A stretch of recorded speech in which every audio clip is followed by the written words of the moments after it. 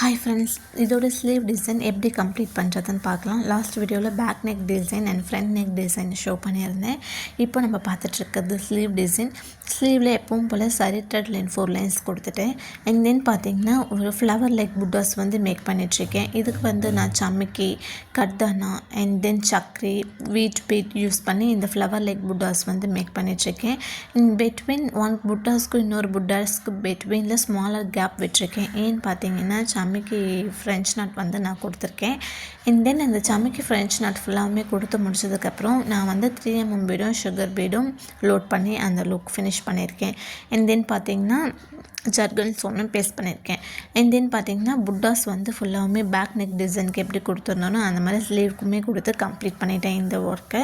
இந்த டிசைன் ரொம்பவே சிம்பிளாக இருக்கும், பட் நீங்கள் போட்டு பார்த்தீங்கன்னா ரொம்பவே கிராண்ட் லுக் கொடுக்கும். ஆஃபீஸ் யூஸ் உங்களுக்கு வேணும் கஸ்டமர் கேட்டாங்கன்னா கண்டிப்பாக அவங்களுக்கு இந்த டிசைன் ப்ரிஃபர் பண்ணுங்கள்.